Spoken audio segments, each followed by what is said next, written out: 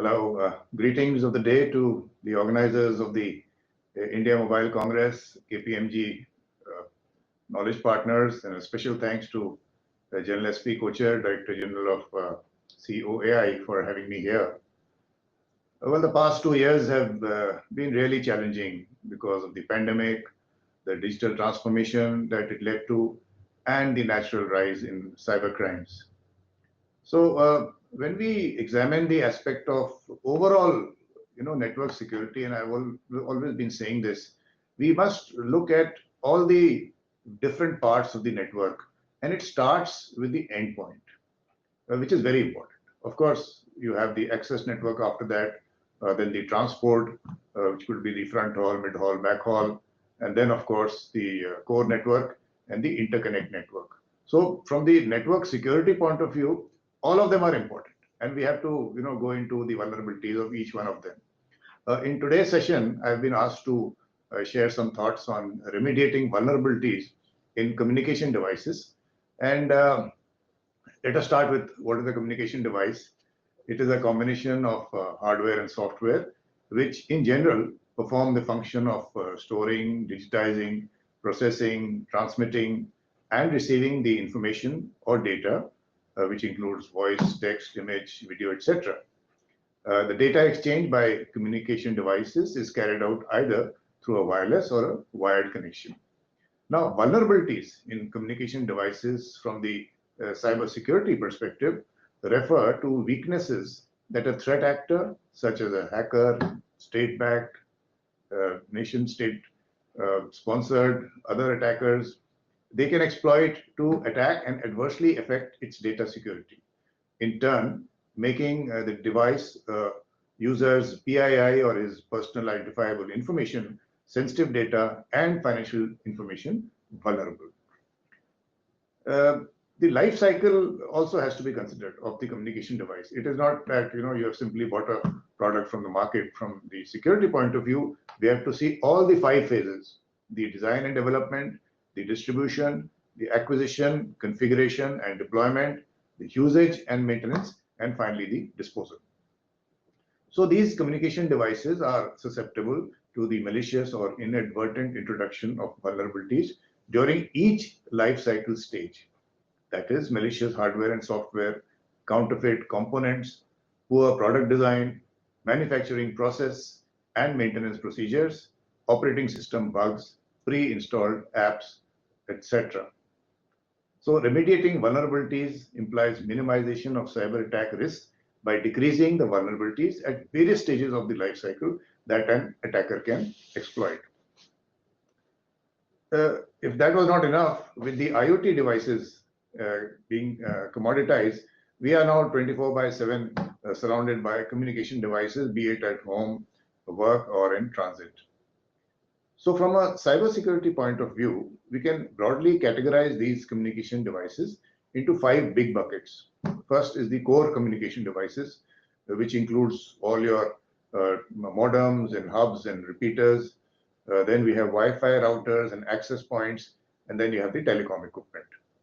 The second bucket could be the personal communication devices, which include your smartphones and tablets. The third bucket is the consumer IoT devices, also known as smart home devices, which are essentially clever applications of the IoT technology, and they include smartwatches, fitness trackers, smart speakers, TV, doorbell, lighting, CCTV, Wi-Fi, etc. The list is endless, actually. And finally, the fifth bucket is your office IoT devices, which are your, include the printers, fax machines, and other peripherals, etc., including your PCs and laptops. And then there are the medical and industrial IoT devices, which refer to the interconnected sensors, instruments, networked together with the computers, medical and other instruments. Now, a device vulnerability can be associated with all facets of communication technologies that the device might practice, whether it's TCP/IP, whether it's Wi-Fi, Bluetooth, NFC, audio, infrared, GSM, 3G, SMS, etc., which can result in insecure network services. In addition, a device vulnerability can also be an exploitable memory allocation, insecure ecosystem interfaces, lack of secure update mechanism, use of insecure or outdated components, insecure data transfer and storage, lack of device management, or just plain weak, simple, guessable sort of hard-coded passwords. And the vulnerabilities can also exist in various aspects of devices, including real-time operating systems, embedded software development kits, and C standard library implementations. And as I said earlier, with consumer IoT now entering the workspaces, these vulnerabilities, if successfully exploited, represent a significant potential risk for individuals and organizations of all kinds. Now, interested parties can exploit these vulnerabilities to either wrap up some kind of subtle data and communicate it. Subtle data can be encryption keys, passwords, private user information, or account details, session token, documents, metadata, and binaries, or to cause serious disruption or harm by manipulating the working of industrial IoT or medical IoT at mass scale. This is the serious part, when the cyber physical systems get affected, and that is a point of great concern, at least at the national level. So, from the national security point of view, we have to ensure that citizens, businesses, academia, government, everyone takes care of their vulnerabilities, and the cyberspace of the nation remains safe and secure. So, what are some of the initiatives that we have taken? Well, as far almost 10 years back, we started with the National Center for Communication Security in Bangalore. Although the progress has been slow, it is still making the requirements, security requirements as they are called, ITSAR, for some series of equipment. But then we started the MTCT process under TOT, the mandatory testing and certification of telecom equipment. And for the supply chain, very recently you would have heard that last year in December, the government approved the National Security Directive on the telecom sector. Now, that is something that my office is implementing. And from 15th of June this year, any equipment that is connected to the national network, telecom network of India, has to be a trusted product from a trusted source. And what is a trusted source and what is a trusted product is something that there is a process involved after the TSP, the telecom service provider, uploads the equipment that he wishes to buy from the OEM that he wishes to buy. Then we go through a process of verifying the source behind that company, etc. And as far as the product is concerned, we are going down to the semiconductor level, the silicon level, and see where the chips are coming from and what is the importance of those chips in that particular product. And then only we are certifying that it is a trusted product.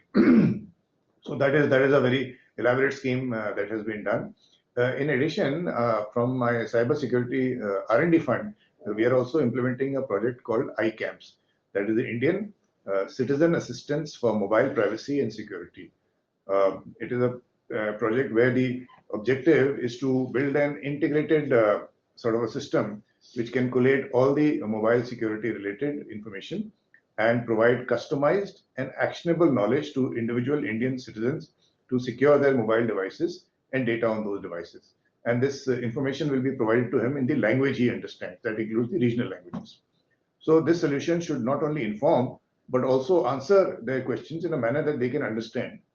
So questions like what actions should I take to mitigate the vulnerabilities in my handset or apps, or which government advisories and news is relevant to me, and what steps do I have to take, or a question like what precautions do I need to take to keep my mobile payment secure, or what specific changes do I make to protect myself against cyber crimes. So all these questions can be answered. There will be a system where whatever model of the handset you've got and whatever apps you got, we will be verifying that and sending you a message so that you are aware of the vulnerabilities. So I thought these were some of the things that I should cover today. But to conclude, let me highlight that with whatever you do, the user is still the most important person. And the aspect of cyber hygiene, I will keep repeating it, is very, very important. So the mantra for survival in the post-pandemic age is either your personal hygiene or your cyber hygiene. And please spread this message far and wide. So with that, I once again thank the organizers of the India Mobile Congress for giving me this opportunity. Thank you so much. All the best. Stay safe. Jai Hind.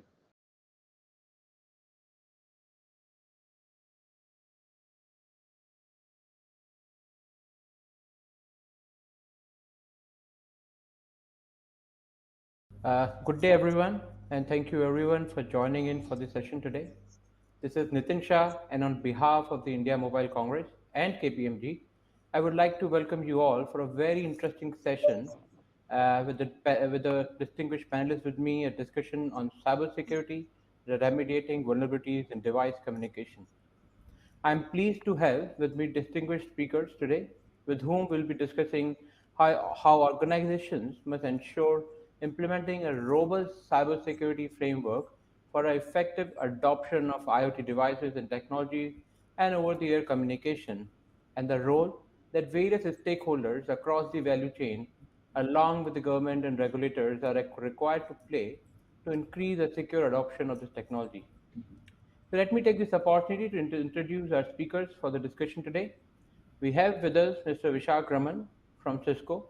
Vishak leads the cybersecurity business for India and SAARC region. Vishak brings with him a rich experience working across the communication service providers, network equipment providers, and also the security OEMs globally. We are also joined along with Mr. Mathan Babu. Mathan is the Chief Information Security Officer of Vodafone Idea and actively engaged in transforming the cybersecurity operations for enabling the adoption of the fifth generation telecom technologies. Mathan has also served as the Chief Information Security Officer for NPCI and HDFC Bank and brings with him a rich experience working across some of these sectors who are getting converged by these technologies. The third speaker for the day with us is Mr. Rayo Dalal. Rayo leads the cybersecurity operations, testing, and assurance services for Bharti Airtel and has a rich experience working towards defining the security deployments and operations practices for adoption of emerging technologies. So there is a significant surge of IoT technologies and devices being deployed across the industry and organization. According to one of the recent surveys, the number of IoT devices which is getting connected worldwide will gonna triple to 43 billion by year 2023. IoT is also enabling organizations to be digitally empowered, innovate services, drive productivity, and build customer centricity. With the increased connectivity, 5G, improvement in the artificial intelligence and machine learning technologies, IoT is extending its roots in people's lives and industries. Further, with the pandemic around, there is an increasing need to maintain social distancing, lower the percentage of on-site workforce, and enable work from home capabilities. Empowered by some of the initiatives by Government of India in terms of making India a smart cities, this has further compelled the adoption of industrial IoT technologies. However, as more and more gadgets in the home and workplace are getting connected to the internet, the digital security of the IoT devices is turning into be a developing concern. Not only that, the use of IoT has also increased the data proliferation, and the significant increase in data is driving the need for strong data governance and data security. So, with this, we would like to move to our speakers today and take their views in terms of how the adoption of IoT technologies is changing the entire services landscape across customers and industry, and the role that various stakeholders across the value chain are required to play to strengthen the security adoption for these technologies. So with this, if I can move to Mathan, you, and take your views in terms of how adoption of IoT technologies is changing the entire services landscape for the customer and also enabling and transforming the industrial automation, specifically in India. So I think Mathan. keeping aside the security aspect to begin our conversation, is IoT enabling? The answer truly is an yes. Yeah. Um, there are various things that both from environment challenges that an individual may face to what again largely associated with the environment, and secondly associated with the flexibility and comfort that you would possibly may get are the things a typical set of IoTs have been claiming to address. So situation where people could not walk in due to whatever reason, extreme temperature, etc., or be exposure to vulnerable rays, etc. So unoperable environment, right? Where IoTs today possibly would replace humans to provide a lot more intelligent, sensitive data with which we can take informed decision making. So that's one area IoTs are expanding. The second is comfort, both from a home user standpoint as well as from end consumer standpoint, whether you would want to call it as the next gen driverless cars people are investing, or with regard to making devices intelligence to auto detect things and act upon, etc., or surely largely due to human comfort we would want to expand to put to use the relevant technologies. Again, that's an area where IoT is making its tremendous movement ahead in the industry. So is it relevant? The answer definitely is yes. Will it improve the lives of many? Again, the answer is yes. So IoT, that's my view at the first point on looking at IoT. I look forward to hear from others, and then possibly we can take the conversation forward. Sure, sure. Thank you, Mathan. So if I hear you well, you believe that there is certainly an adoption of IoT technologies, which is not only enabling the comfort of bringing in comfort, but also with the kind of situation that all of us are in. There are certain services where the access to the individual is restricted, and where, again, IoT will going to play an important role, particularly telemedicine and others. So, with Absolutely. this, Vishak, if I can ask you, what are your views in terms of the adoption of these technologies? Is India, as a geography, is geared up, is prepared for that? And if yes, then what are the kind of security risk and vulnerabilities that we are exposed to with this adoption? Hey, thanks, Nitin, and well said, Mathan, in terms of the device proliferation part of it. But if you really look at the IoT device, I would like to call them headless. The reason why I'm saying headless is, define any LoRa network or your existing industrial control system. These devices run, you cannot load an anti-malware or an anti-virus software onto it. And they sit behind an industrial control system or a LoRa network, and trying to do the communication. So, and these are very tiny operating systems, and you cannot run a traditional what protections layers what you do on your mobiles or your laptop, right? So these headless devices actually communicate to each other, and with the advent of 5G, with the advent of IoT devices coming into the medicine part of it, telemedicine part of it, and any hack to an IoT device can actually potentially be very lethal, right? Because one is the device visibility itself becomes a lot difficult because the nature of these device doesn't allow it to be managed or kind of monitored, right?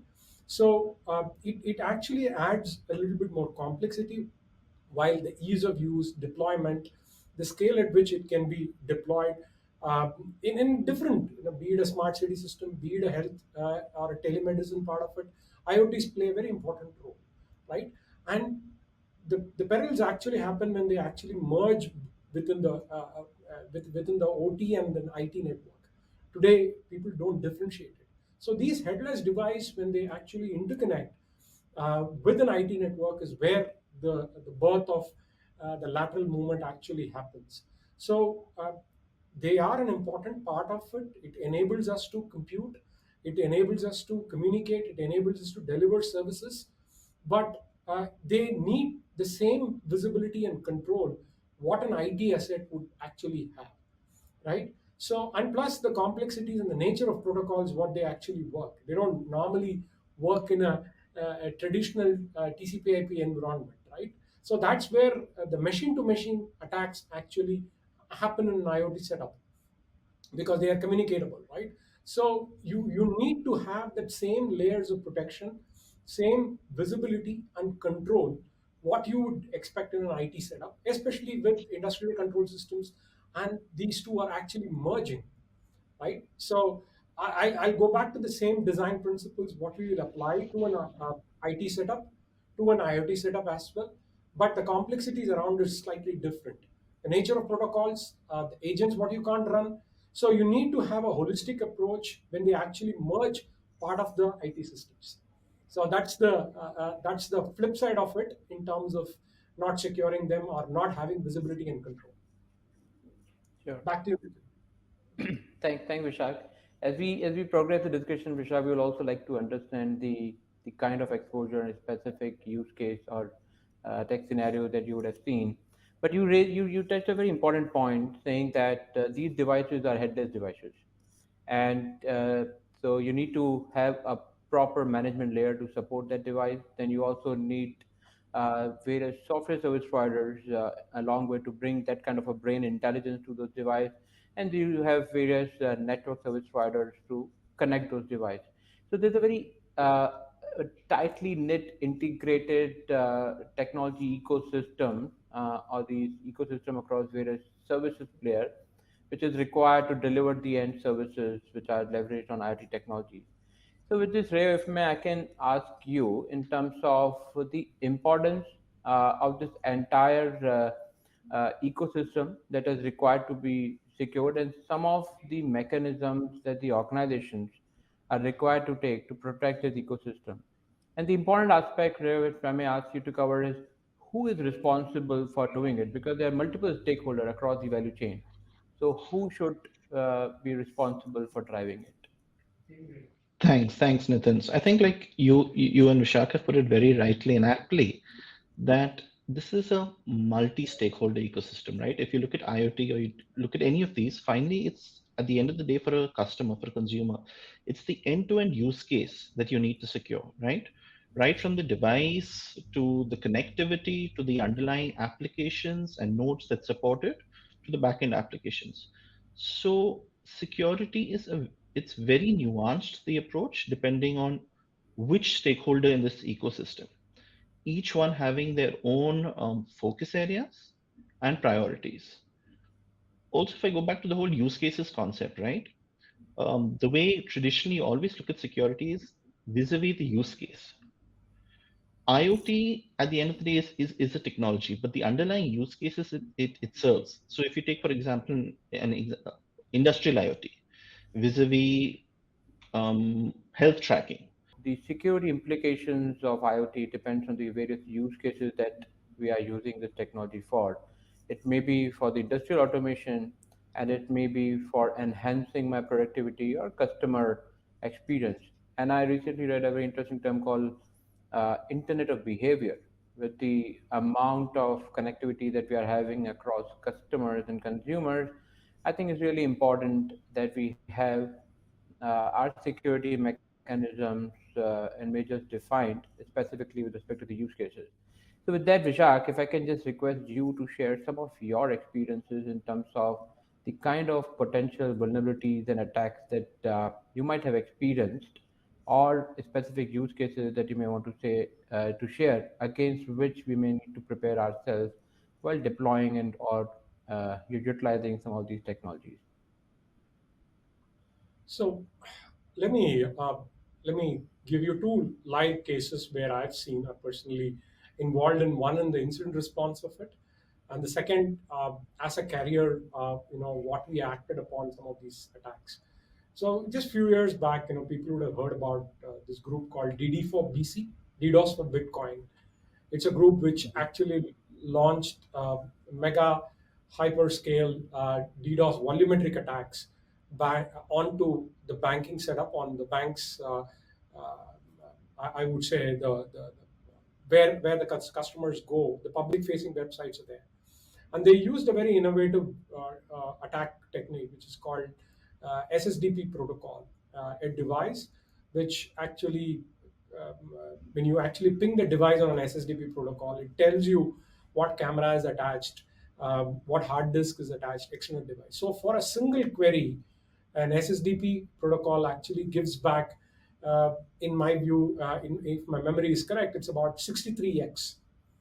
So what the hackers did, the DD4BC, was they sent a malicious request from one of those compromised machines or the servers what they run, and they spoofed the bank's IP, the bank's public-facing website IP, for the response traffic. So for every query what they triggered, the banks, public-facing website for the banking setup would actually get 63x of traffic. So that's a huge volumetric attack, which the banks were unable to handle it. It started off with Southeast Asia, then it moved into southern part of India, then they moved into state by state. So they were actually sequencing this.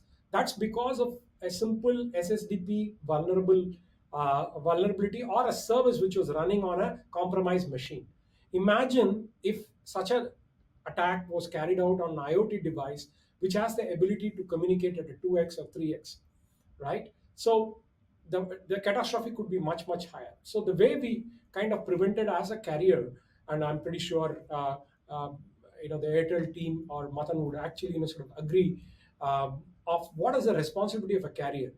So way back in the few years back when these attacks were actually running across, so what we built as a filter on the carrier is to limit the SSDP protocol in terms of delimiting in such a way that the downstream customers who were actually taking services from the carrier, the SSDP filters were applied across the gateways or the peering gateways per se, whereby the customers in the downstream were prevented against this DD4BC attack. So that's a real life case where a carrier can actually play a very important role.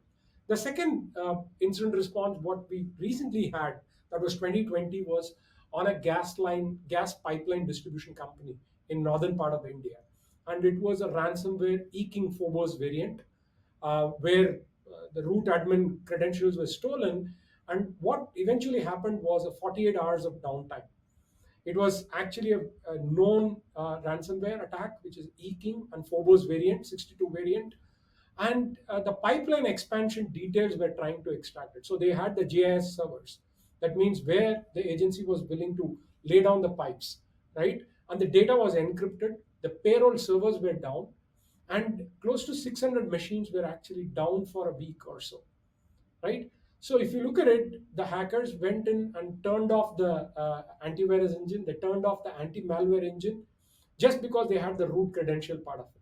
So these are two real life cases where an endpoint device, be it an IoT or any device which has the ability to sort of communicate back, had this catastrophe. So I think one, as a responsibility for the carriers, we need to look at what are the security guidelines, what we need to do it at the backbone level.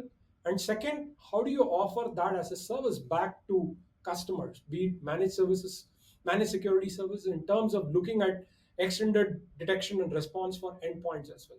And the market favorably calls it as XDR, right? So, and I think the carriers are best positioned to offer these services, in my view.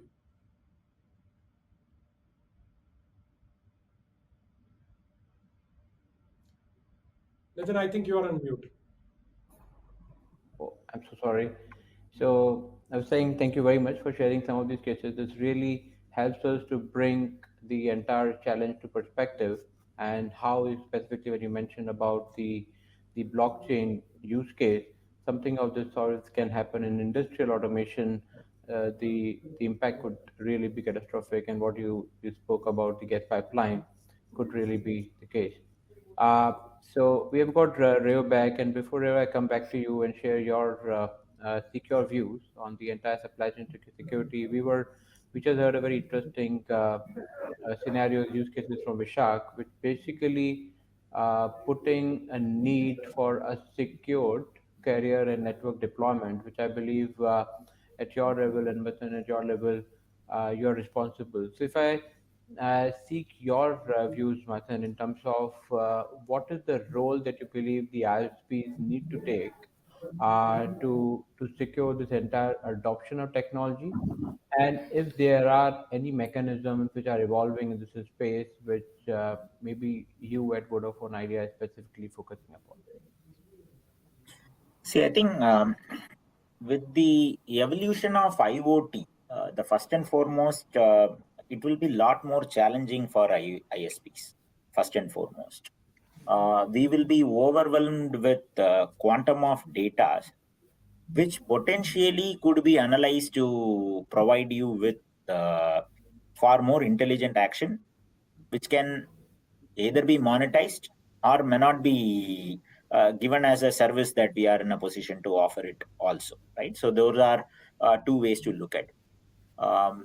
Third part comes in today is most often in the network, it is perceived that ISPs have a visibility view to what is transpiring.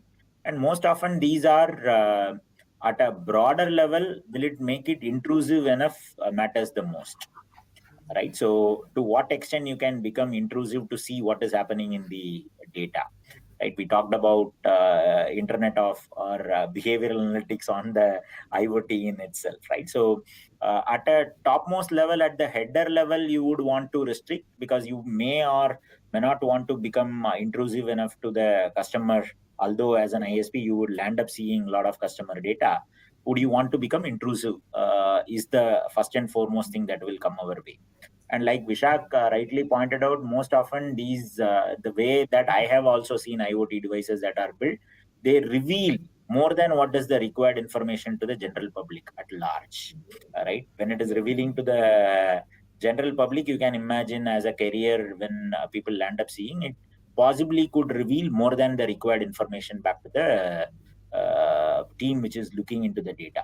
So I personally would say that while being equipped, there still has to be a lot more to regulate around what we can and what we should not look into, and thereby serve it as a valuable data that corporates may be able to take active action.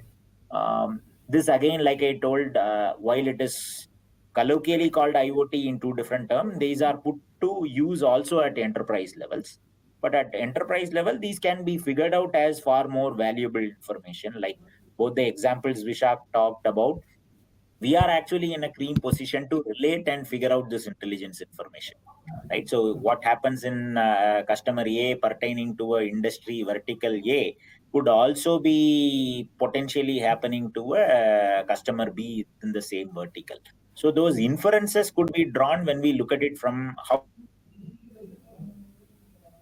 we want to look at through. But when we look at it as a consumer view, then it takes a different paradigm shift altogether, right? So we may want to look at would it intrude into his privacy? Would it intrude into whatnot when we were to look at? So it's a cautious step when any ISP would want to take to look into these data.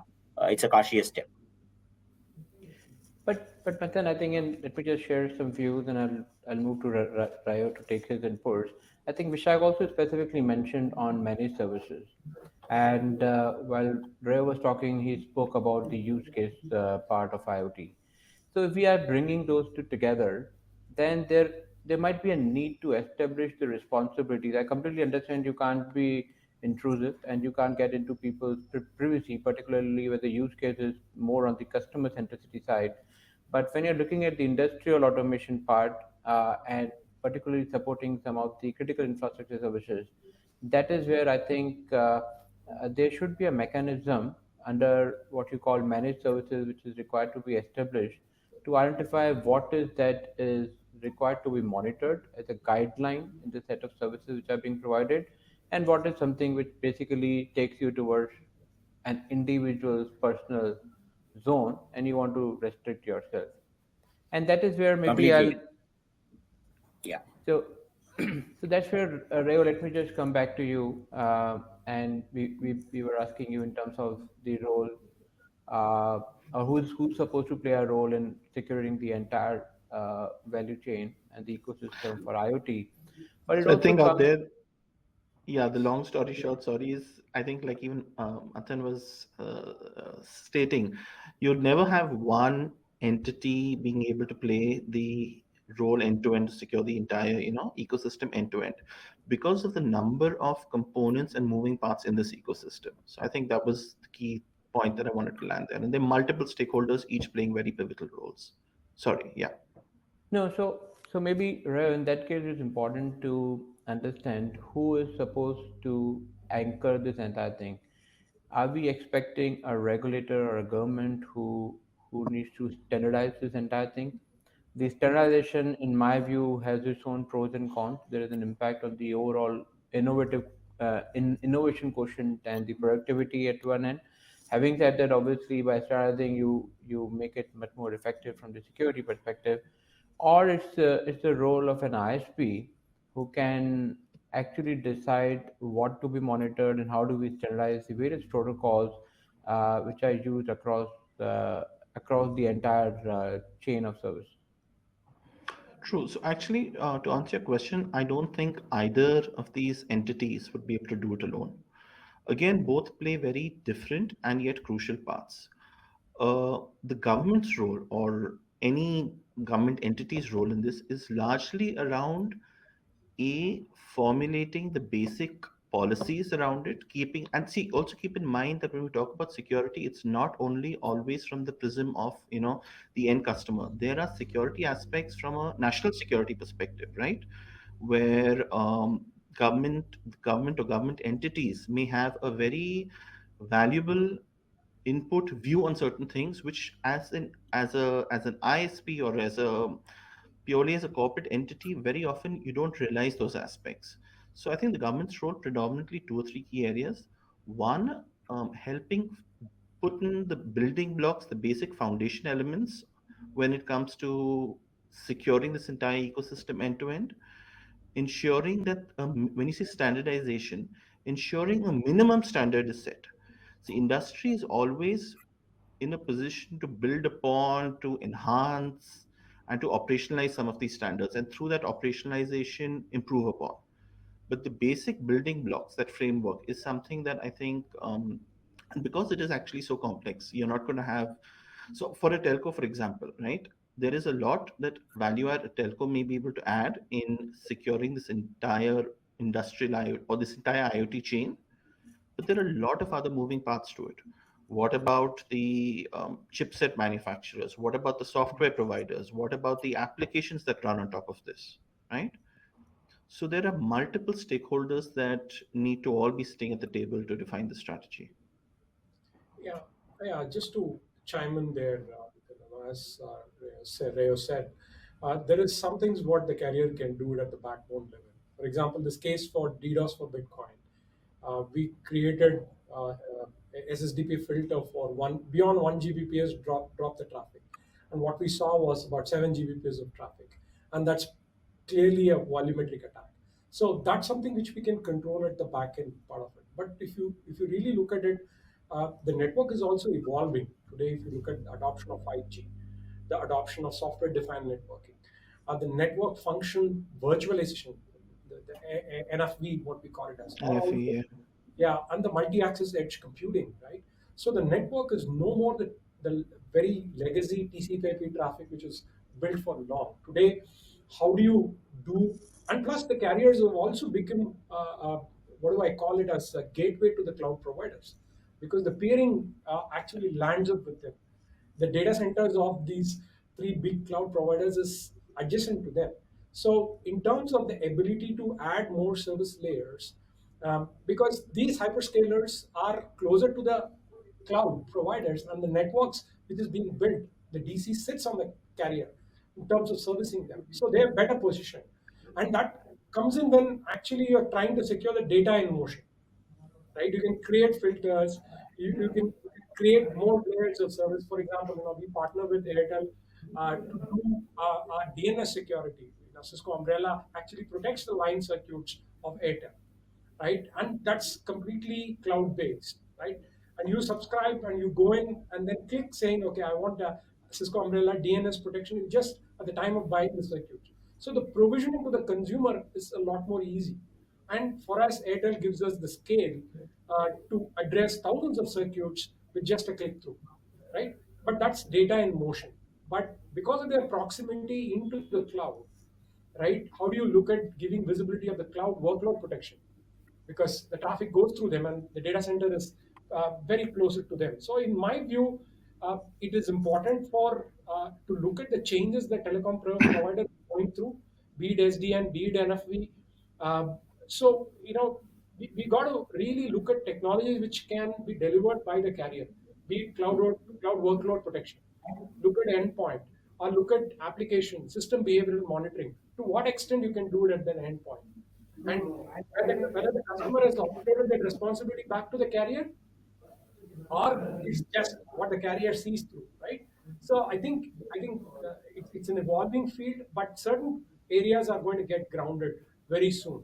Cloud workload protection, secure access service edge, um, are be delivering services as in a container-based model, right? Where network services are actually given as a service in a containerized format. A carrier will be in a better position to sort of put their guards around that. That's my view. No, I think very interesting point, and I specifically noted this point on services being delivered in a container-based model. So, Vishak, before I go to Mathan, would you also like to share your views? Because when I hear this containership model, this again brings me back to the managed services point which you mentioned. You say that ISPs, the carrier service provider, needs to also play a role of a managed services partner. So, what is your ask, if I may ask you, from the ISPs when you talk about the managed services? And where, in your view, ISPs need to gear up themselves to enable that? So, if you ask me, I think the layers of security services, what they're building is network based today. That's the visibility what they have. I think taking that format into a cloud workload protection, uh, giving secure access on a service edge, and there is a huge play on the mobility side of it as well, right? Because that's the primary uh, portion of it. So there is a huge, I would say, responsibility on protecting that endpoint. But whether you do it at your subscriber level, who are subscribed for those services, or you do it as a hygiene to ward off a peer group attack or a peer attack within the network, right? So I think these are the areas I'm pretty sure, Mathan and Rayo will have to. Sure, sure. Thanks, Vishak. So with this, Mathan, if I may ask you, if you see that there's an obligation on ISPs or network service providers to protect the entire baseline communication layer, which is being leveraged upon for the IoT technologies, uh, I believe there's a need to enhance our current SOC capabilities. So, what are your views around it, and what is the ISPs are doing on that? So I think from so there are two aspects to it. One, if you look at any ISP provider and as a CISO, the primary role to look at protecting your own internal infrastructure. When we look at even within our infra, it is classified in two manner, right? So we look at IT separately as well as the telecom equipments in a relatively different manner when it comes to monitoring security events and attacks that are happening. And obviously, we are already closer to reality that with the convergence of IT into the telecom equipments and with reality sooner coming our way with 5G, there is already convergence happening of expanding IT into the telecom space as well. So there will definitely be overwhelming amount quantum of events that we would starting to witness in our security operations centers. So that's coming our way. Now, that's one side of it. The second side is when we were to look at it from a managed model as an ISP, as a role we were to offer to any of our consumer based, customer based model. Yeah, definitely.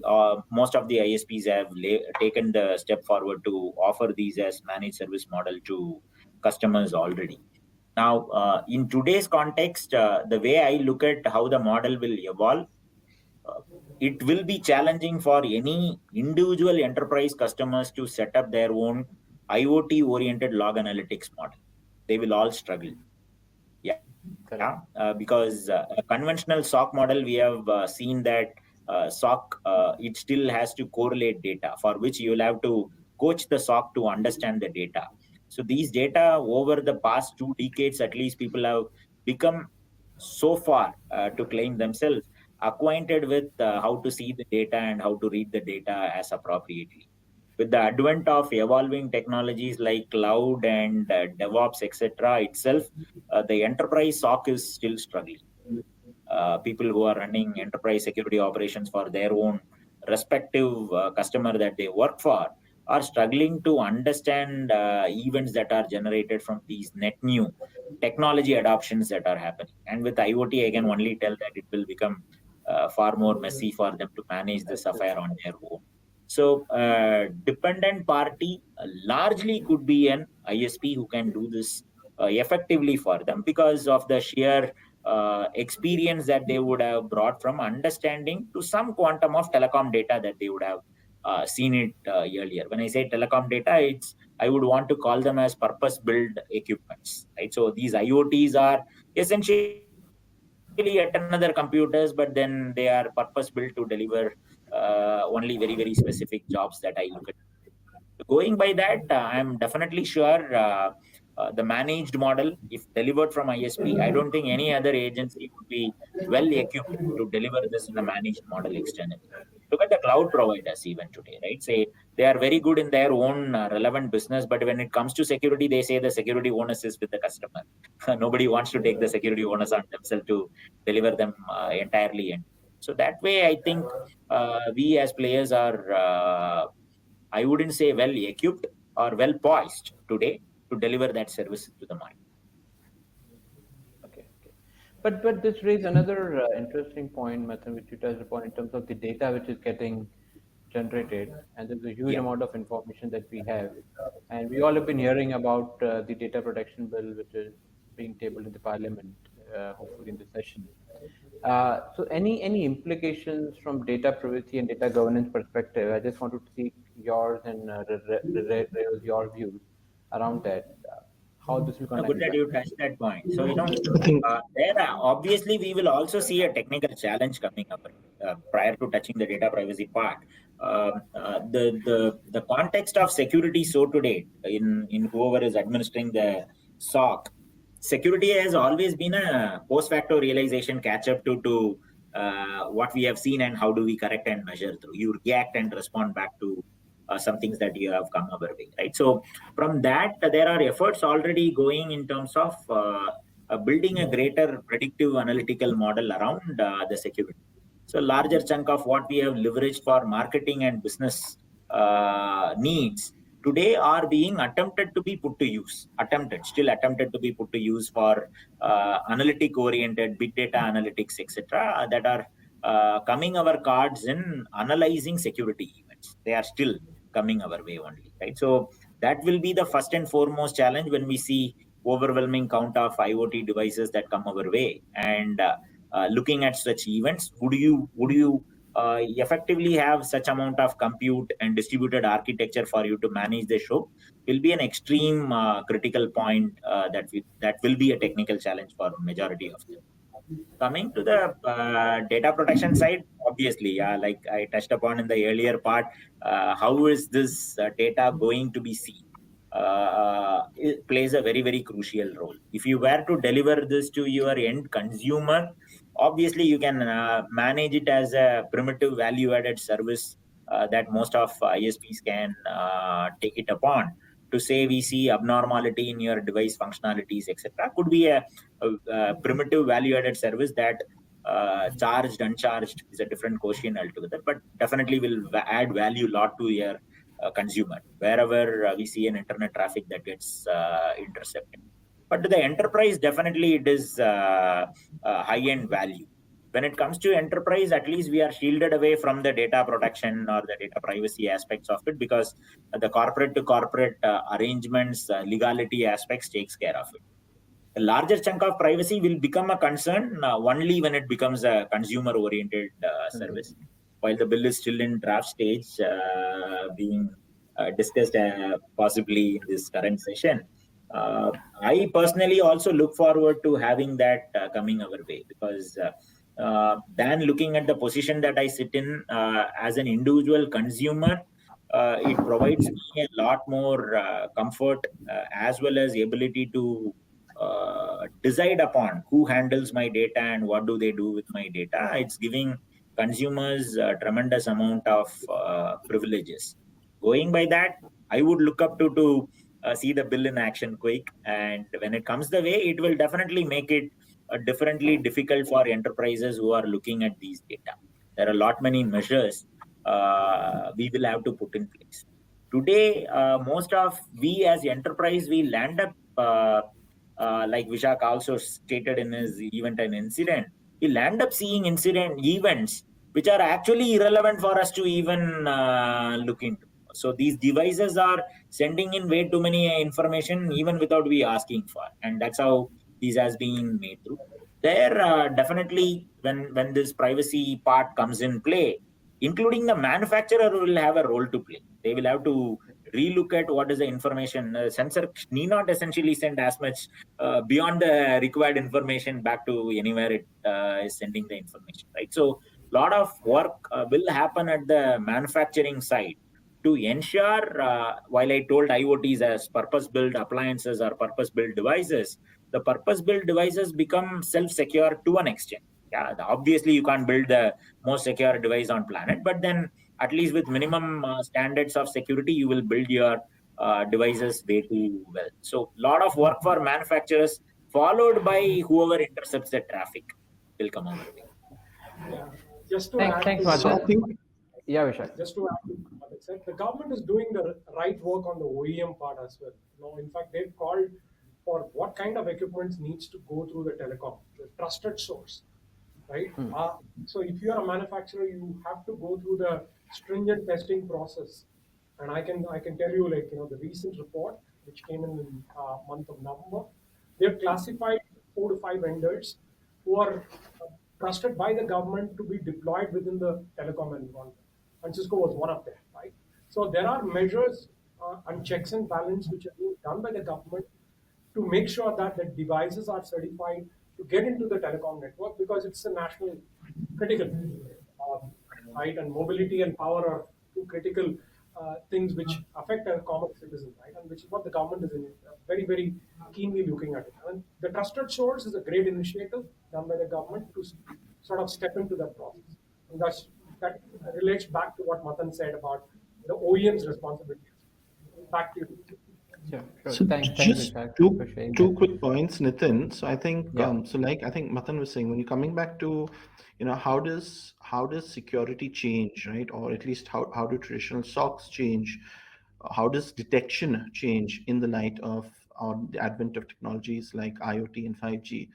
One key element that I see that will play an increasingly large role, not only because of the privacy aspects, but the sheer volume of data, is also concepts like machine learning. Traditional models of where a human operator sees something, takes a decision on it, or even automates that, right, breaks down for these two reasons very fundamentally, right? Saying A, the volume of data, it just does not scale linearly, and of course for privacy concerns. So it's very different when you the concerns, or at least the perceived privacy risk, is very different when you say a machine is taking viewing a certain traffic pattern and looking for anomalies vis-a-vis a human. So I think that's going to be one big thing. Also, to add on to what Vishak was saying, coming down to the trusted equipment part, I think there the government, probably nurtured by the government, but both the government and the industry have large roles to play. It's twofold. It's not only the potential vulnerabilities that may get introduced into a lot of this critical infrastructure, right? But also the over dependency that you see today on one or two. So if you look at it globally today, more than 50% of all chips, right, that are deployed in most of IoT or low powered infrastructure come from one manufacturer, TSMC, right? So it's you don't even if you don't look at security from the traditional prism of what else could go wrong. If you look at it purely from an availability perspective, right? If tomorrow for any unforeseen event, if that access to that vendor is cut off, it could be natural reasons. It's We have to build our own capability, and India's traditionally always been very strong on the security on the software aspects. I think this is one of the area where we have a potential role to play to develop our capability on some of these underlying key components and hardware aspects of security also. So, like I said, to wean ourselves off the over dependence on one or two chip manufacturers. Sure, sure. I think it's quite an interesting conversation, and I'm sure I think we can continue for long, but there is a timeline challenge. So if I just can summarize, and I think Rayo, if I hear you right, I think there is an obligation with even the hardware and device manufacturers, particularly the chipset manufacturers, to ensure that what the devices which are being produced specifically for the specific use case, they have adequate security mechanisms deployed. So moving in from the software-centric approach only to more kind of a hardware and device security. And this is pretty relevant because I think if I'm looking at security at the entire value chain, the supply chain, then that certainly plays a very important role, along with the ISPs, which I think Mathan, as you touched upon, is important to enhance because they have access to the entire traffic which is flowing all across. But at the same time, you do not want to get into or intrude into some kind of a privacy aspect. So that is where putting up the right use cases and defining how the effective role that an ISP needs to take to protect its entire career and put up a managed services part. So with this, I think I would like to thank you, all of you. I think it was really interesting to connect with all of you and seek your perspective. I hope we will be able to have some more kind of structured guidelines coming across to enable secure adoption of these technologies because that's certainly the need of the hour in changing the entire way all of our are working and behaving. So thank you very much for joining with us today. Thanks a lot. Thank Thank you, you. Nitin. Thank you, Thank you. Mathan. Rayo. Thank you. Thank you.